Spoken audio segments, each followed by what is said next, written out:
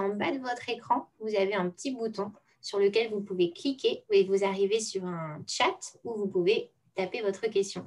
Nous prendrons quelques minutes à la fin de ce webinaire pour répondre à toutes ces questions.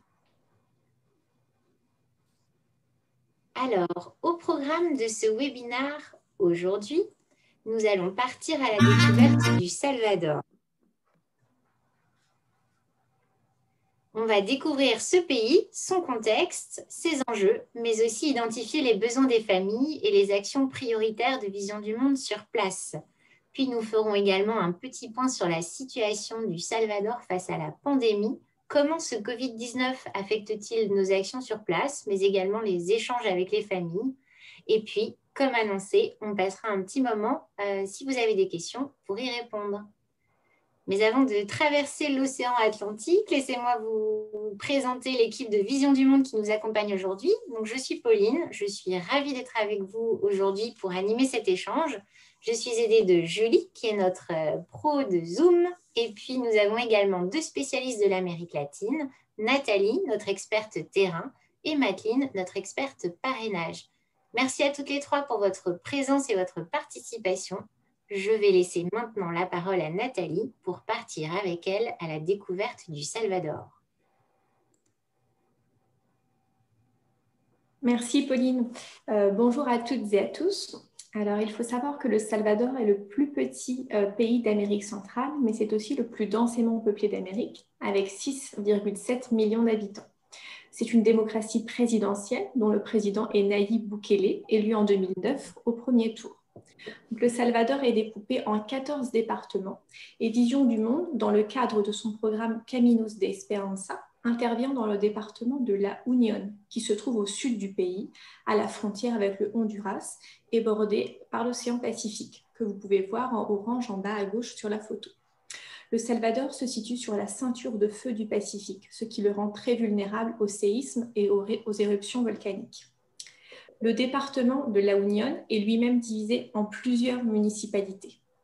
Mais nous intervenons principalement dans la ville qui s'appelle également La Unión et sa périphérie, qui regroupe 18 000 habitants. La guerre civile a commencé au Salvador en 1980 et s'est terminée en 1992. Mais la violence est toujours très présente dans le pays, qui est connu pour avoir le taux d'homicide par habitant le plus élevé au monde, supérieur à 108 par 100 000 habitants. Cette violence est notamment la conséquence de la pauvreté et de la lutte entre gangs. Le programme intervient donc dans une zone urbaine et semi-urbaine où 35% de la population vit sous le seuil de pauvreté et n'a pas accès à des services de base comme la santé ou l'éducation. Les familles sont entendues au sens large, grands-parents, cousins, et sont donc composées en moyenne de 4 à 6 personnes. Il faut savoir que les Salvadoriens et Salvadoriennes sont très religieux. 80% de la population est catholique chrétienne. Dans cette région du Salvador, la pêche est une activité économique répandue et elle permet de faire vivre de nombreuses familles. La majorité des emplois sont informels et non déclarés. Comme vous pouvez le voir sur ces photos, il y a beaucoup de ventes de nourriture, de marchands ambulants. À El Salvador, le salaire minimum est égal à 300 $. D'ailleurs, savez-vous quel pourcentage de la population gagne moins que ce salaire minimum? Donc, un petit questionnaire va s'afficher sur votre écran.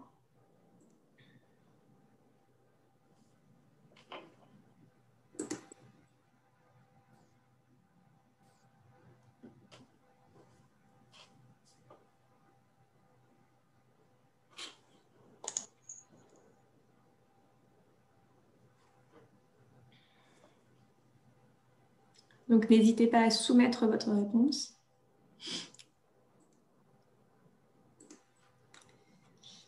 Alors, la réponse, c'est effectivement 47%. 47% de la population vit avec moins d'un SMIC. À titre de comparaison, en France, on est à 13%.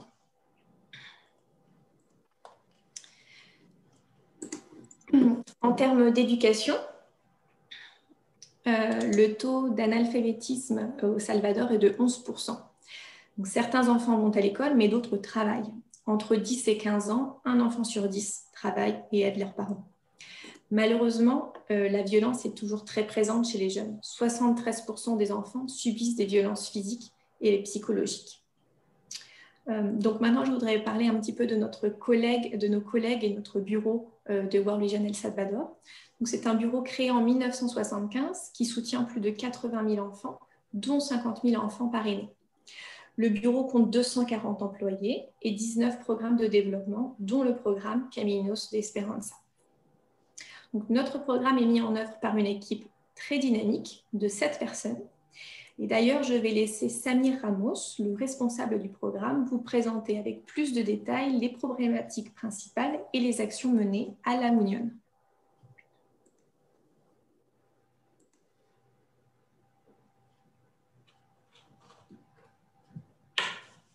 La zona de influencia del programa se caracteriza por ser en su mayoría urbana y periurbana.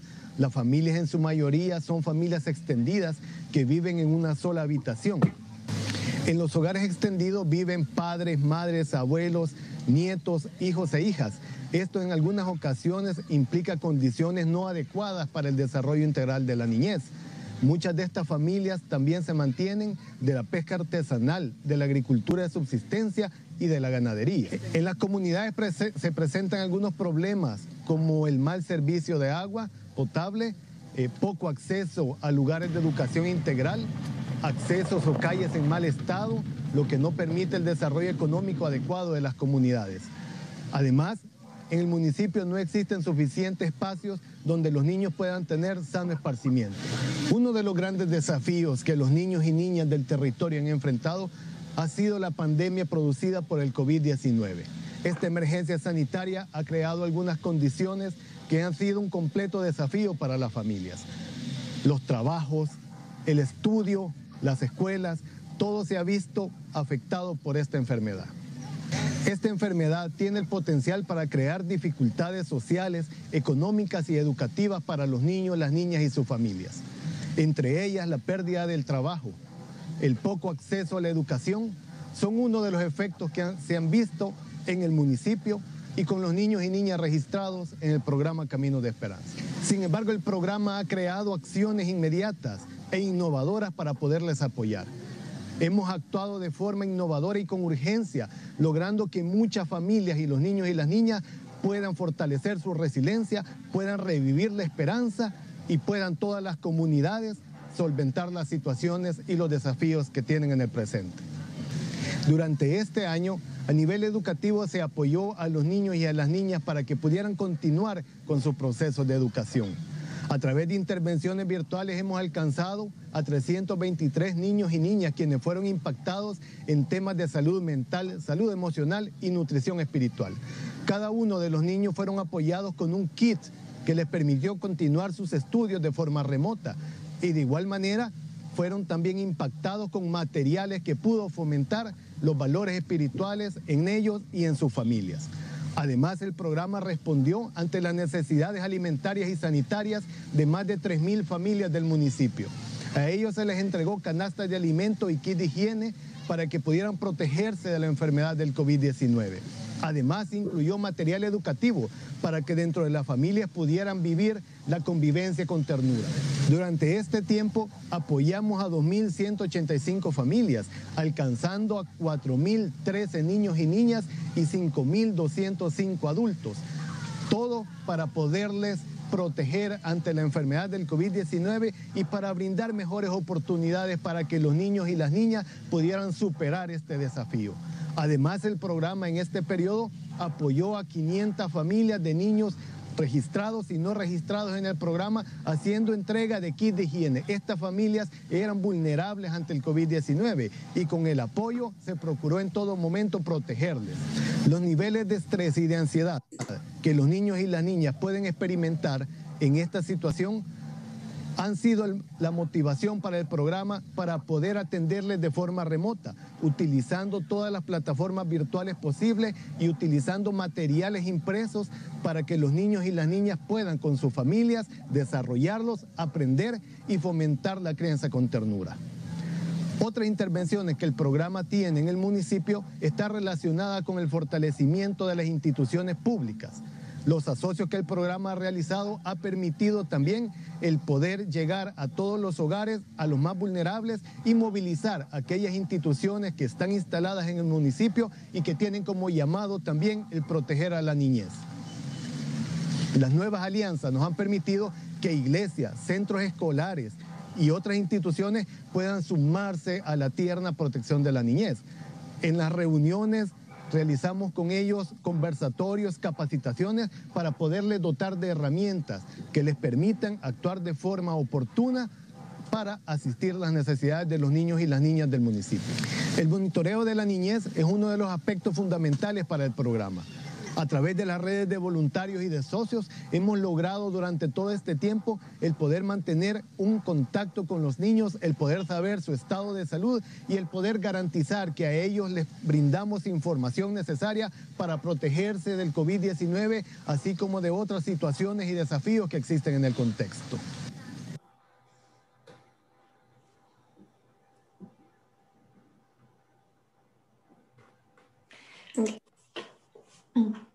Quelques précisions à présent sur notre programme. L'objectif est que les enfants et adolescents puissent accéder à différentes opportunités pour leur développement cognitif, social, économique et soient acteurs des changements dans leur vie et dans leur communauté. Donc pour cela, des formations et ateliers sont organisés sur différentes thématiques, comme par exemple sur la protection de l'enfance, sur la gestion des émotions et de la communication, sur la santé mentale et émotionnelle. Les ateliers sont destinés aux enfants, mais aussi aux parents. L'environnement protecteur passe aussi par l'amélioration physique de la communauté. Donc, comme vous pouvez le voir sur les photos, des filtres à eau ont été distribués ou encore des matériaux afin d'améliorer les systèmes communautaires d'approvisionnement en eau. Enfin, cet environnement protecteur se consolide grâce à la mobilisation et à la sensibilisation des acteurs locaux. Donc, les autorités locales sont formées aux thématiques de la protection de l'enfance et des réunions sont tenues fréquemment. Merci Nathalie. C'est maintenant au tour de Madeleine, notre experte parrainage, qui va nous parler de l'impact du Covid-19 sur notre programme du Salvador. Merci Pauline et bonjour à tous. Effectivement, on a peut-être eu déjà l'occasion d'échanger soit par email, soit par téléphone, étant donné que je fais partie du service relations donateurs depuis quelques années déjà. Donc là, je vais vous faire une petite présentation rapide de la situation sanitaire au Salvador. Il faut savoir qu'à ce jour, il y a un peu plus de 65 000 cas de contamination au Salvador, un peu plus de 2000 décès liés au Covid. Alors, les cas de Covid sont actuellement en baisse. On est à peu près à 25% du pic de contamination qui a eu lieu en août 2020. Par la suite, les cas ont baissé pour réaugmenter en ce début d'année et depuis, les cas sont à la baisse. Lorsque les cas de contamination Covid ont commencé, la réponse du Salvador a été de fermer certains établissements tels que les écoles, mais également les lieux de travail. Les frontières internationales ont été fermées afin de limiter la propagation du virus. Et depuis le 11 mars, les écoles sont toujours fermées, mais la fermeture des lieux de travail et le confinement des familles à domicile est juste fortement recommandé par le gouvernement. Concernant les frontières, les arrivées en provenance de certaines régions sont interdites, mais pour le cas de la France, l'accès au territoire du Salvador est autorisé sur présentation, bien sûr, à l'embarquement des résultats négatifs d'un test PCR. Comme Samir l'a déjà précédemment un petit peu expliqué, cette pandémie a bien évidemment eu un impact sur la communauté de Caminos de Esperanza. Ça a causé de nombreuses difficultés sociales, mais également économiques et bien entendu éducatives pour les enfants avec la fermeture des écoles. Vision du Monde s'est efforcée d'apporter une réponse immédiate et novatrice aux défis qui avaient été rencontrés, tout en maintenant, et ça c'est super important, en maintenant un lien quand même avec la communauté, avec les familles et principalement avec les enfants. Donc Donc, il y a des actions de sensibilisation qui ont été mises en place, une aide matérielle qui a été apportée aux familles. De nouvelles stratégies de travail ont été appliquées pour permettre le suivi des familles et plus particulièrement des enfants. Et ce qui est très important, le renforcement de la collaboration avec les institutions publiques a permis de venir en aide au plus grand nombre de familles et notamment les familles les plus vulnérables et les familles les plus isolées. Dans la prochaine vidéo qui va suivre, on va retrouver Samir Ramos, mais également José Torres, qui est le directeur d'un centre scolaire, et Nelson Funes, qui est un technicien de parrainage, qui vont nous en dire un petit peu plus sur l'impact de la pandémie et également sur les actions qui ont été mises en place par l'équipe locale.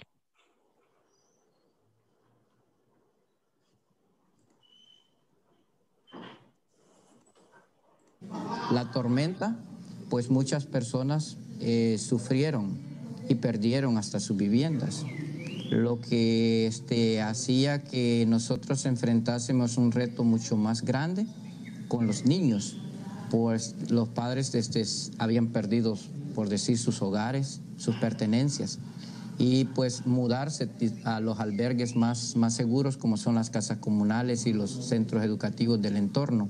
Los problemas que las familias se enfrentaron fue la pandemia, pues muchos de los niños vivieron la situación en sus hogares y perdieron a sus abuelos, ¿verdad? En su mayoría, no a sus papás, pero más que todo a sus abuelos. Y pues eso deja un vacío en los niños, en lo cual nosotros hemos recibido capacitaciones para cuando el retorno a clase, ellos puedan recibir atención socioemocional. Visión Mundial ha podido llevar recursos alimentarios a las familias, apoyos económicos y otros beneficios. Visión Mundial es un brazo derecho de estas comunidades y pues a nosotros nos han dotado de muchos recursos didácticos, sillas, plumones, mesas, libros, talleres. Pues para nosotros agradecerle a Visión Mundial por todo ese trabajo, ¿verdad? En pro de las comunidades más necesitadas. En los últimos meses hemos sido afectados a causa de la crisis sanitaria por el COVID-19. Su impacto ha tenido repercusiones en los niños, en las niñas, en las familias, en las comunidades donde trabajamos. En marzo del 2020, por decreto ejecutivo, se declaró cuarentena obligatoria.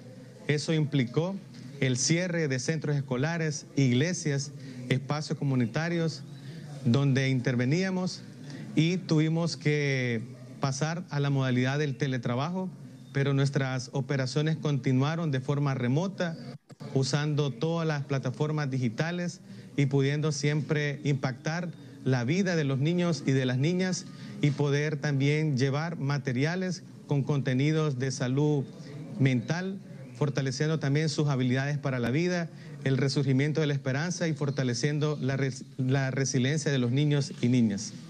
Durante esta emergencia del COVID-19, una de nuestras prioridades como equipo fue proteger a todo nuestro staff. Por eso, todo el equipo del programa Caminos de Esperanza estuvo en teletrabajo. Pero esto no implicó alejarnos de las comunidades. Al contrario, ellos encontraron nuevas formas de comunicarse con los padres, con las madres, con los niños, niñas, maestros y voluntarios. Así fue como estuvimos de cerca monitoreando su estado de salud, su estado mental y contribuyendo también a poderles asistir en esta emergencia. El compromiso comunitario ha sido evidente. Durante todo este periodo hemos sumado más de 38 voluntarios capacitados, 15 centros escolares que trabajan junto a nosotros para proteger a la niñez y más de 10 iglesias quienes están capacitando para ejercer la tierna protección dentro de sus espacios.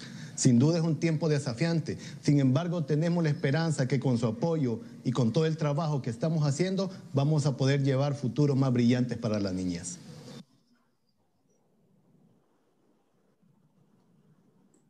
La tormenta, pues muchas personas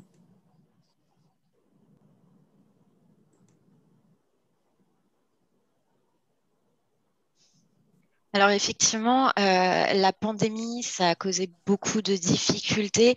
Là, on a abordé tout l'impact de cette pandémie sur la communauté. On sait également que, bien évidemment, ça a eu un impact sur l'échange que vous pouvez avoir avec vos filleuls.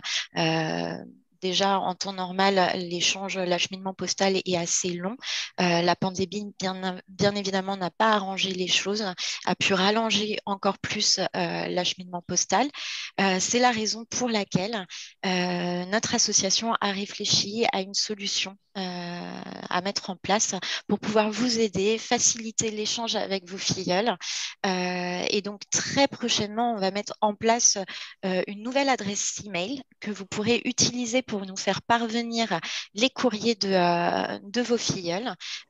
Pour l'instant, là, on est en train de finaliser la création de cette adresse. Elle n'est pas encore disponible. Très, très prochainement, on va vous communiquer cette adresse. On va vous informer quand est-ce que vous aurez la possibilité de l'utiliser. Vous pourrez nous faire parvenir vos courriers par email. On se chargera de les transmettre à l'équipe locale qui elle-même imprimera vos petits courriers numériques pour les distribuer directement à vos filleuls. Ça vous permettra de pouvoir communiquer avec vos filleuls beaucoup plus rapidement. Comme d'habitude, on vous demandera de bien vouloir nous faire parvenir ces courriers soit en anglais, soit en espagnol. Et comme toujours, si vous avez besoin d'une aide à la traduction, notre service relations donateurs est à votre disposition. Vous pouvez nous faire parvenir vos textes à traduire à l'adresse info@visiondumonde.fr. Merci Madeleine. Nous nous approchons déjà de la fin de ce voyage au Salvador et donc on arrive au moment où on peut répondre à vos questions. Du coup, Julie, toi qui regardes le chat, est-ce que tu peux nous dire si tu vois des questions ou des remarques de la part des participants? Et si vous avez des questions, n'hésitez pas, c'est le moment. N'hésitez pas à les écrire dans l'espace du chat. Effectivement, c'est le moment de poser vos questions. Pour l'instant, il n'y a aucune question dans le chat. Donc, n'hésitez pas, allez-y.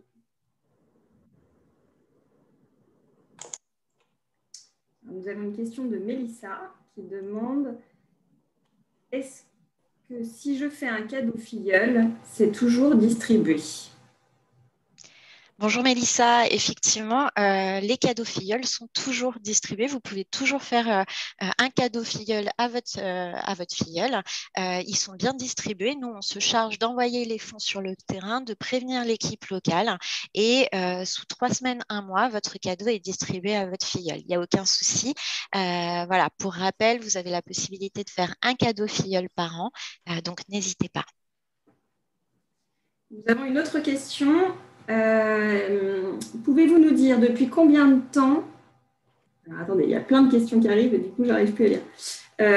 Pouvez-vous nous dire depuis combien de temps le programme est lancé et si des premiers résultats sont visibles? Oui, alors le programme a été lancé en 2019. Comme vous avez pu le constater un peu dans les vidéos, des chiffres ont été donnés au niveau de nombre de bénéficiaires, donc autant enfants que adultes. On avait à peu près 1500 enfants, 2500 adultes bénéficiaires. Donc oui, il y a déjà des premiers résultats. Après, vous savez que c'est un programme de développement, donc on est plus sur du moyen long terme. Et il y aura au fur et à mesure des années des résultats de plus en plus visibles. Sandrine demande si nous avons prévu de faire ce type de webinaire pour tous les pays. Effectivement, j'y réponds, je connais la réponse pour celle-ci. Effectivement, il s'agit de faire un webinaire de manière assez régulière sur les différents pays. On en a calé quelques-uns d'ailleurs pour ceux qui se sont inscrits. Les dates étaient encore à définir, mais il y a encore des webinaires dans les prochains mois. Et l'objectif est bien d'informer les donateurs sur chaque pays. Une autre question, peut-on envoyer des masques pour les aider? Pour aider les gens du Salvador?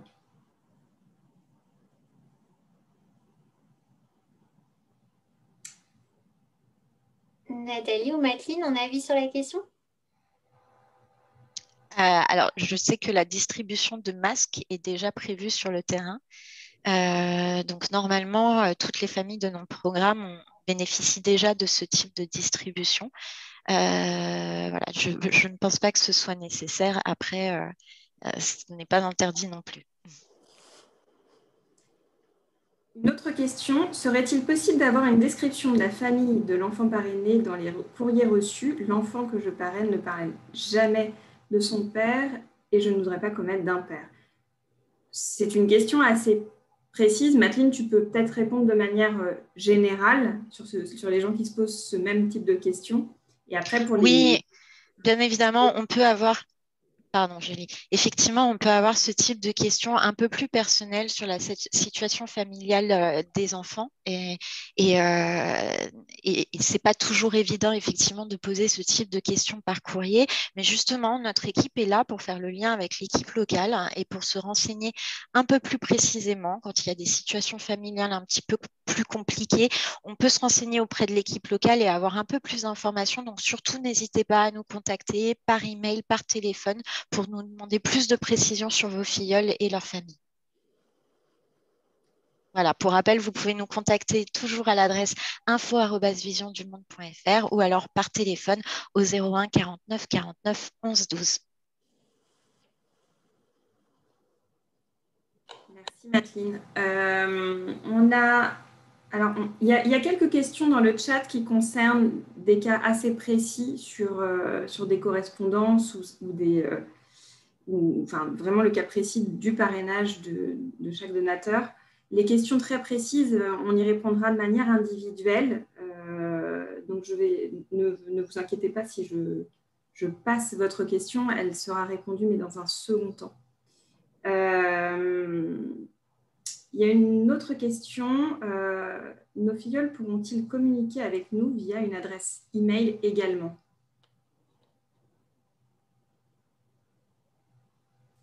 Alors pour l'instant, vous continuerez de recevoir les réponses de vos filleuls par courrier. Toutes les familles n'ont pas forcément accès à Internet et à ces moyens de communication. Donc, il est difficile de mettre en place ce type de fonctionnement.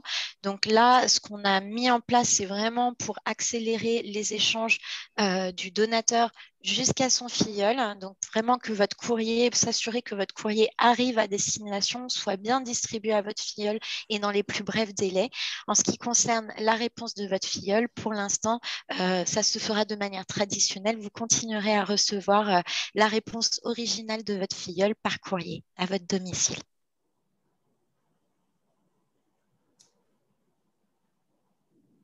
Alors, je vois des questions sur des soucis de connexion en début de webinaire. Ne vous inquiétez pas, effectivement, le webinaire a été enregistré et vous pourrez le revisionner. On vous enverra l'enregistrement pour que vous puissiez le revisionner.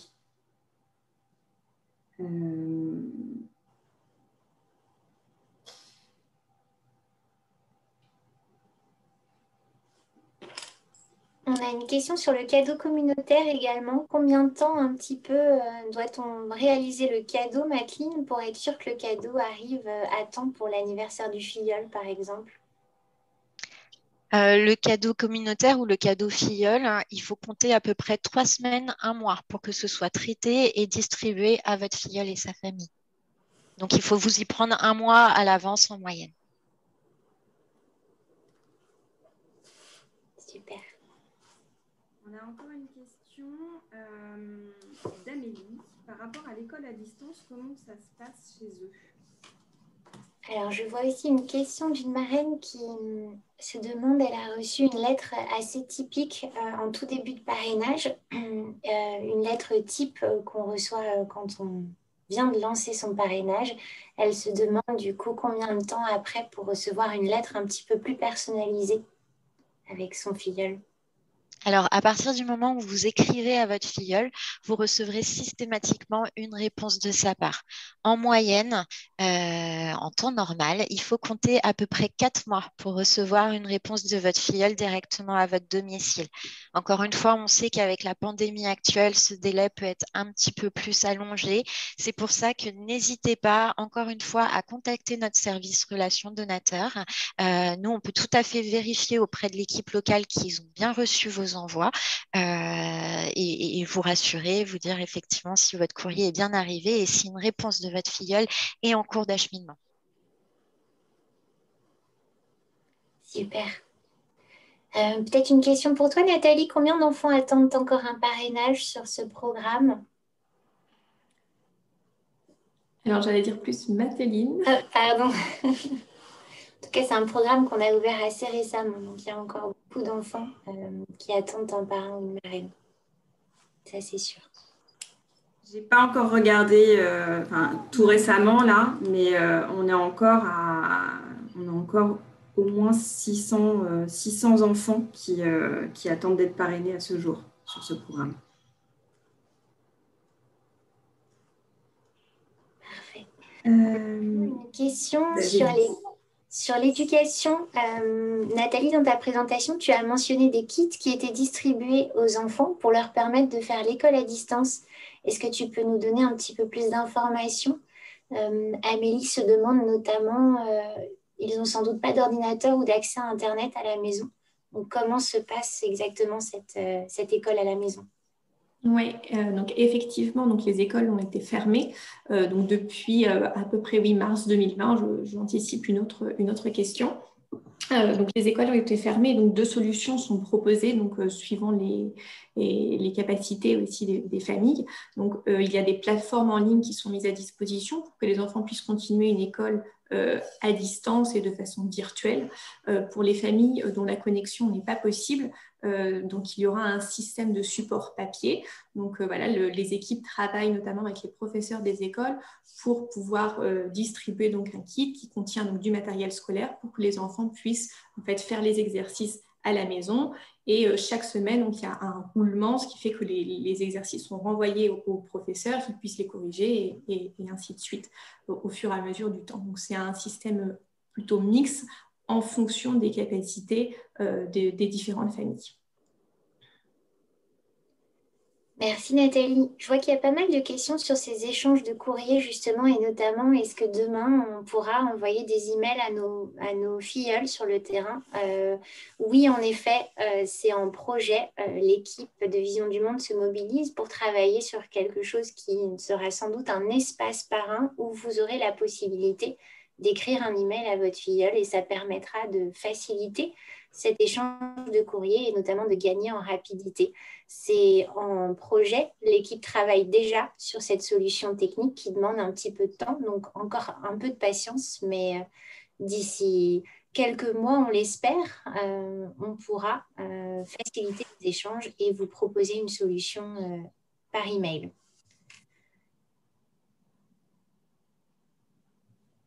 Alors... Il y avait aussi une question, peut-être plus pour Nathalie, à la fin de la pandémie. Non, c'est pas Nathalie, pardon, c'est pour Mateline. À la fin de la pandémie, y aura-t-il des voyages prévus au Salvador? Ben ça, on l'espère.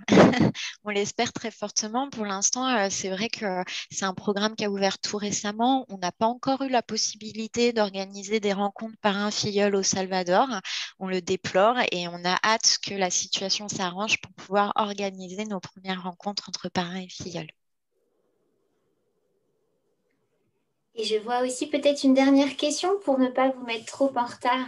C'est l'heure du déjeuner, c'est important. Je vois une question d'Amélie qui est professeure des écoles et qui nous demande si on peut mener des actions de sensibilisation auprès des élèves. Tout à fait, Amélie, merci pour cette remarque. On a créé un projet il y a peu et on pourra vous en parler plus en détail avec plaisir, mais on a essayé de créer un petit kit à disposition des professeurs et des écoles pour faire voyager un petit peu les élèves en ces temps de pandémie à travers une découverte culturelle des pays dans lesquels Vision du Monde intervient. Donc avec plaisir pour en reparler prochainement.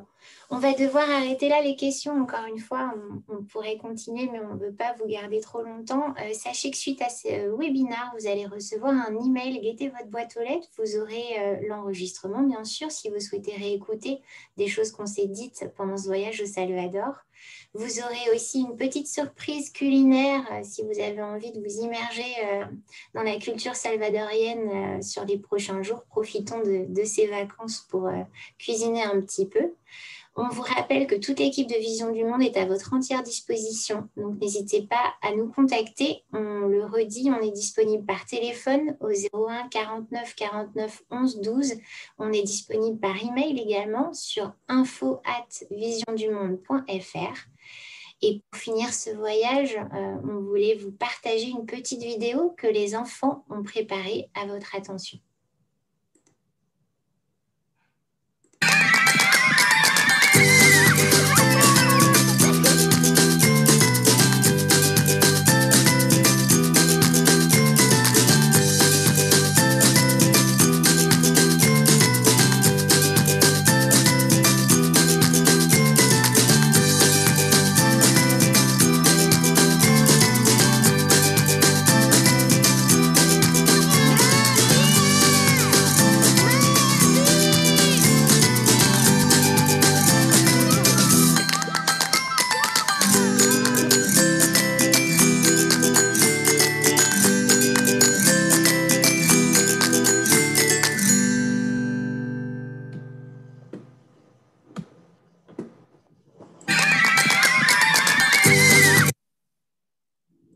Merci à tous, on a été ravis de partager ce voyage avec vous. On espère vous revoir très bientôt dans un prochain webinaire de Vision du Monde.